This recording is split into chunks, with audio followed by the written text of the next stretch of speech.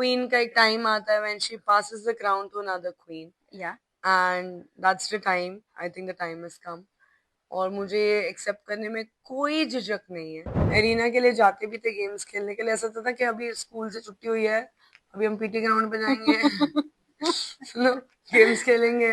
Eviction के time पे जब मैं दूसरी अलायंस के पास गई और मैंने फैजल से जाके कहा कि मुझे I want play with you guys, तो उसने मुझे क्लियरली कहा कि आज अरबाज कैप्टन है और वो डिसाइड करेगा कौन आएगा कौन जाएगा। वही फॉर्मेट से तो मुझे तकलीफ थी कि अगर दूसरों के हाथ में है हमें रखना या निकालना या वोट के लिए भीख मांगना, I wasn't really favored. Like I wasn't very good with that idea. Hi, you guys are watching IWM Buzz, and this is Divya Agarwal. See you all. Hello guys, welcome to IWM buzz. और आज हमारे साथ है दिव्या। हम तो नहीं चाहते थे कि दिव्या इतना जल्दी बाहर आए, because she is a reality queen also. काफी उन्होंने रियलिटी शोज किए हैं और जीते भी हैं। सो दिव्या, आपसे जानना चाहूंगी आपको कितना बुरा लग रहा है ये रियलिटी शो से इतना जल्दी निकलना, क्योंकि कुछ बुरा नहीं दिव्या लग रहा को है। तो आदत नहीं है इतना जल्दी बाहर निकलना। कुछ बुरा नहीं लग रहा है। आई थिंक हर क्वीन का एक टाइम आता है when she passes the crown to another queen या and that's the time I think the time has come और मुझे एक्सेप्ट करने में कोई झिझक नहीं है या कि that I don't have that kind of fire that I used to have for reality shows. True. अब मैं बहुत चेंज हो चुकी हूँ एंड ये एक बहुत अच्छा एग्जाम्पल था ये शो मेरे लिए, मेरे फैंस के लिए, या कि इस चीज को समझना जरूरी है कि बदलते वक्त के साथ इंसान बदलता है ट्रू। एंड उसमें कोई खराबी नहीं है यार। I mean I accept the way I am. बहुत अच्छा लगा मुझे, मेरे को बहुत अच्छे अच्छे फ्रेंड्स मिले। क्या होता है ना, कई बार इंसान ना एक चीज को पकड़े रखने, एक टाइटल को पकड़े पकड़े रखने के चक्कर में वो क्या क्या नहीं कर देता। हमने देखा है पुरानी किताबों में, कहानियों में, राजा महाराजा उस ताज के लिए जो पागलपन चलता था, ट्रू। उतना जो एक इंसान का दिमाग जो खराब हो जाता है घमंड में, वो एक ईगो। ईगो में, हाँ। वो मुझ में नहीं है। मेरे अंदर वो कोई शर्म की बात नहीं है कि हाय मेरी ऑडियंस क्या सोचेगी, मैं नहीं जीत पाई है, ओ माय गॉड, ऐसा कुछ नहीं है। ऐसा कुछ नहीं है। आई am very happy I am out of that show because मेरे लिए मुश्किल हो रही थी, वो मुझसे हाँ। नहीं संभाला जा रहा था कि भाई दोस्ती भी निभानी है, फिर मैं अलायंसेस के साथ भी करूं ये सब कुछ। It was a quite confusing format for me और ऑनेस्टली। 50 लोग के बीच में रहना, हर एक को याद रखे रहना कि कौन क्या गेम कर रहा हाँ, है। जब तक तो मैं लोगों का नाम याद कर रही थी तब तक तो शो ही खत्म इविक्शन हो होने गया। थे। तो इतने लोग, सच में ऐसा लगता कि we are going into a classroom. हम जब एरिना के लिए जाते भी थे गेम्स खेलने के लिए, ऐसा होता था कि अभी स्कूल से छुट्टी हुई है, अभी हम पीटी ग्राउंड पे जाएंगे सुनो गेम्स खेलेंगे, वापस आएंगे। It was quite different and मैंने ये रियलाइज किया मुझे मेरी जनता चाहिए, ट्रू। मुझे मेरी ऑडियंस चाहिए। ट्रू। जब वो देखती है और वो डिसाइड करती है ना कौन सही है या गलत, तब मुझे अच्छा लगता है। यहाँ पे मुझे वो एक सही गलत का ना मुझे वो नहीं मिला। एक होता है कि होस्ट या तो तुम्हें कुछ बोले, हाँ, ठीक है, या कोई तो ऑडियंस के डायरेक्शंस रिएक्शन दे। से, हाँ ऑडियंस के रिएक्शन से समझ आए।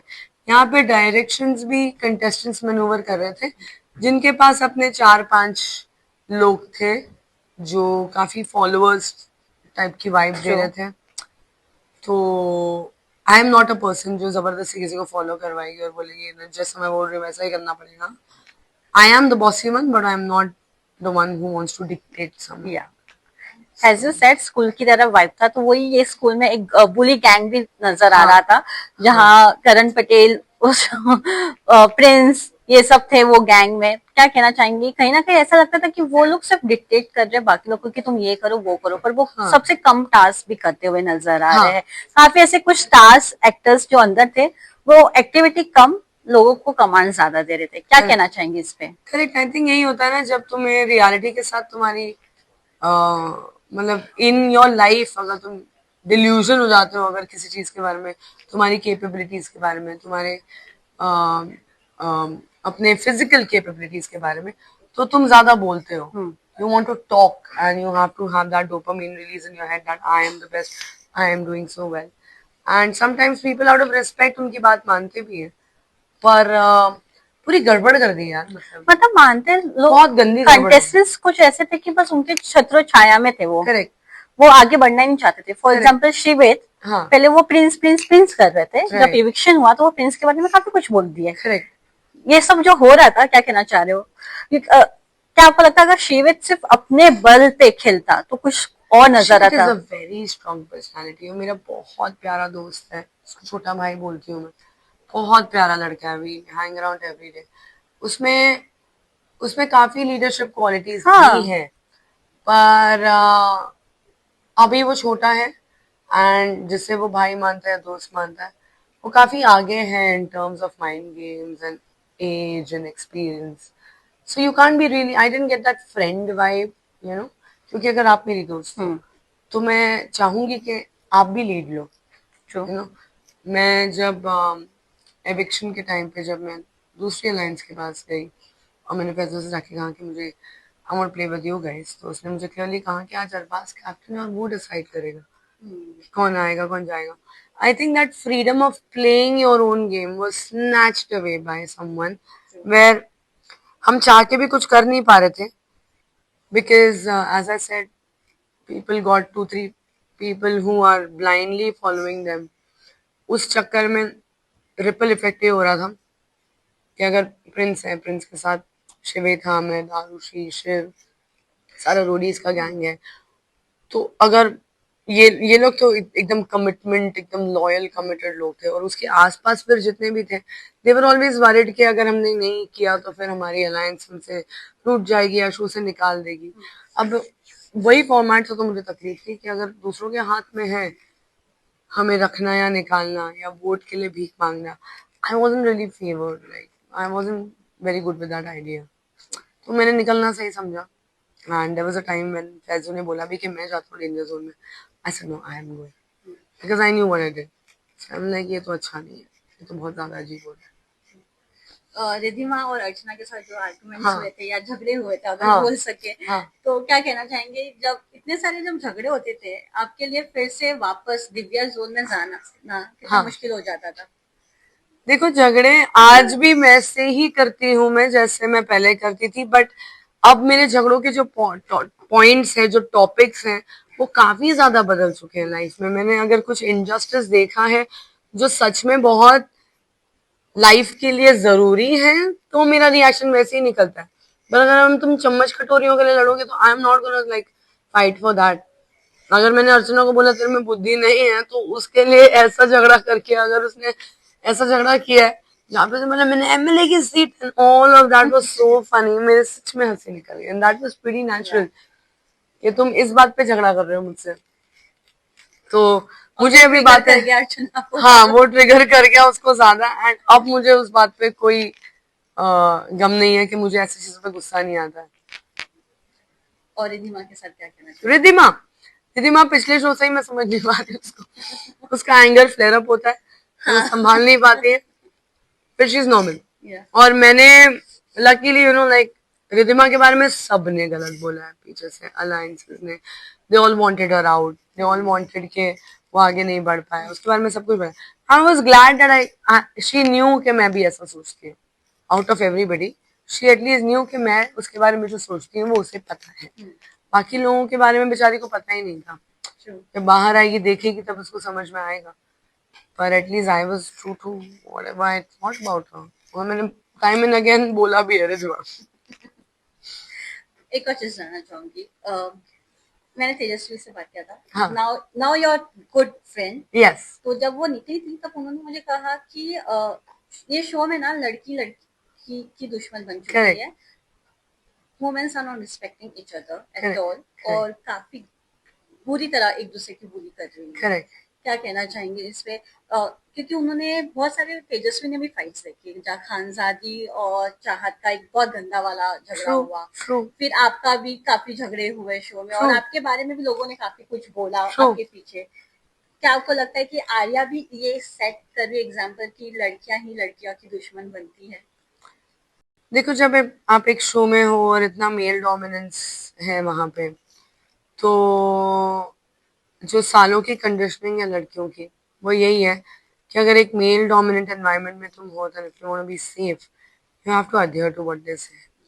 ये बहुत क्लियरली एक सोसाइटी का एग्जांपल हमें दिखा है इस शो में कि नो मैटर वो जो डिक्टेट कर रहे हैं, डिक्टेटरशिप जो चला रहे हैं, वो कितने भी ज्यादा इविल हो या कितना भी कुछ बोले, girls are gonna still seek support from the main.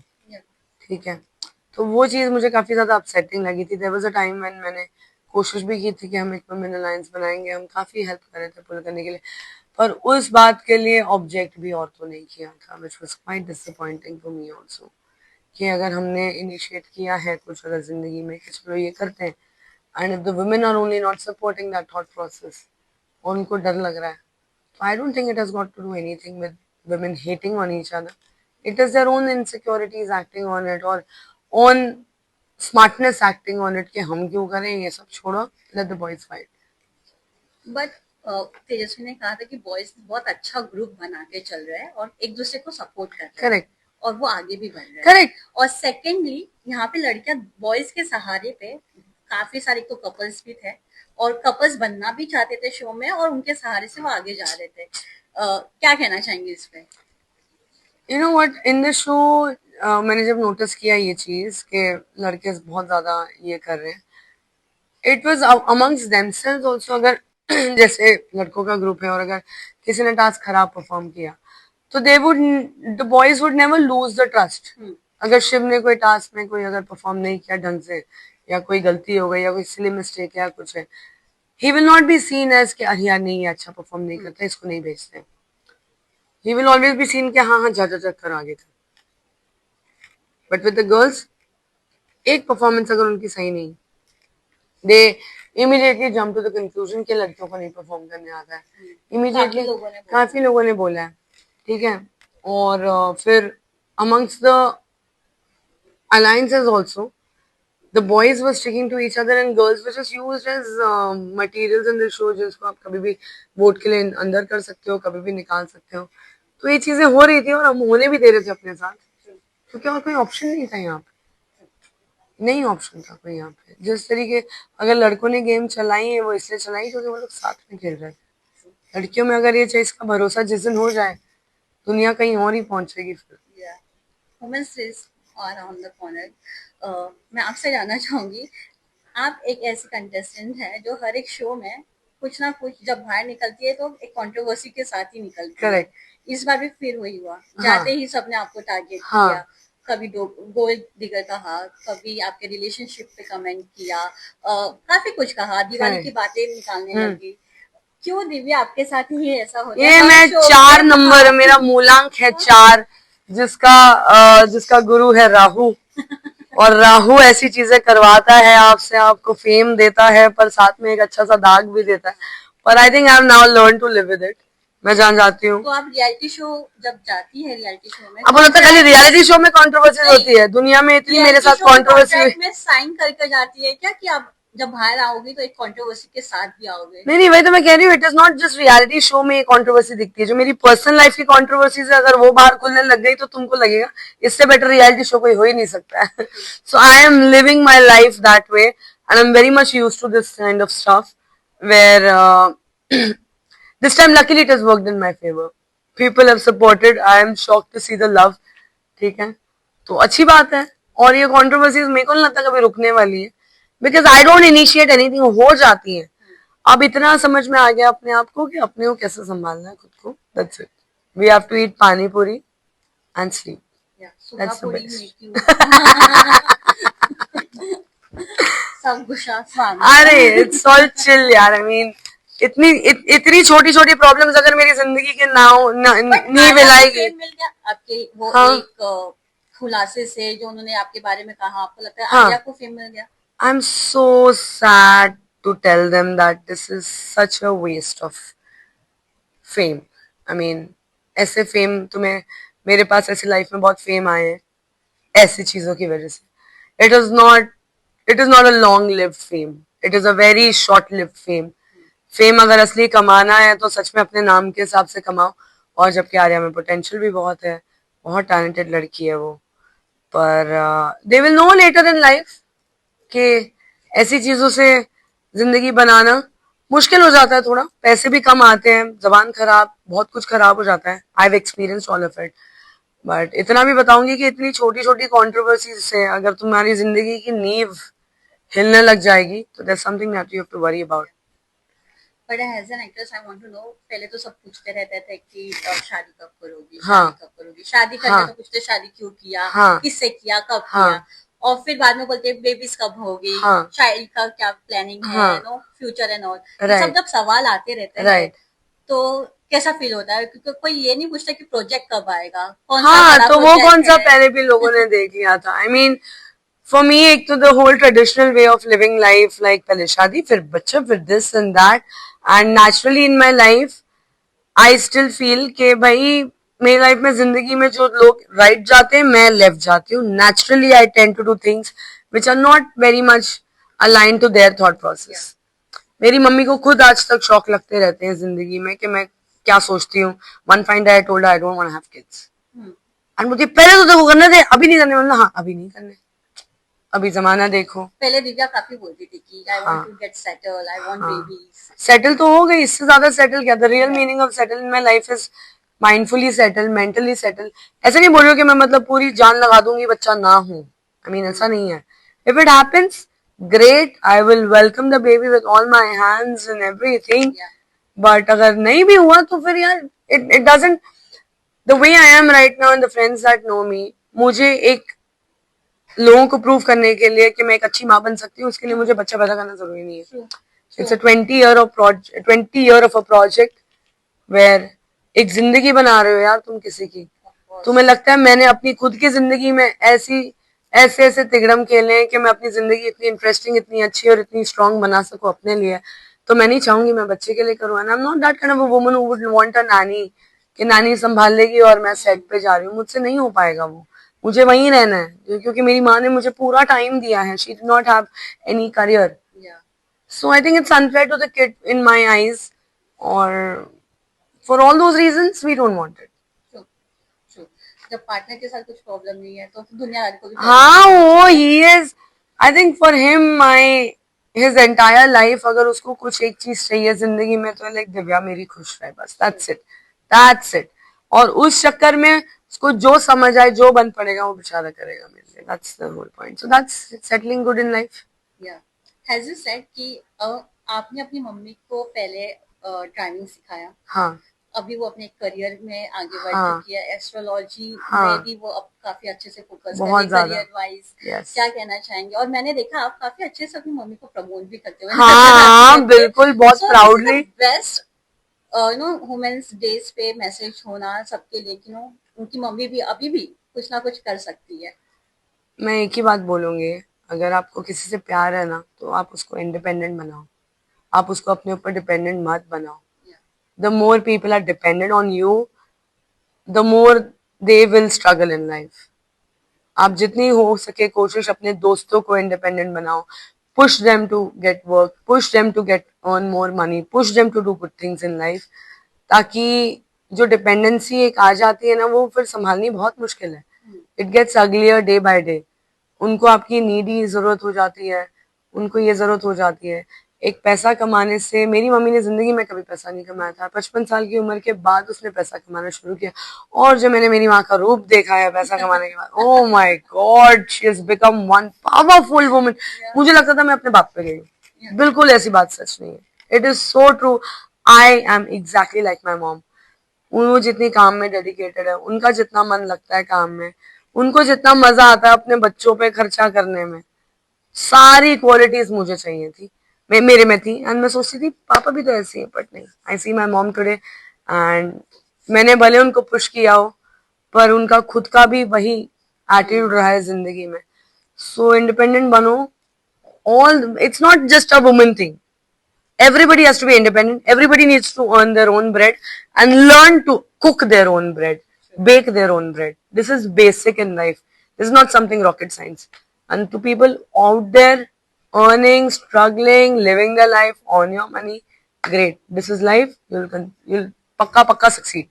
Sure. Thank you so much, Thank you so much, Divya, darling. and all the best. Thank you so much. Thank you.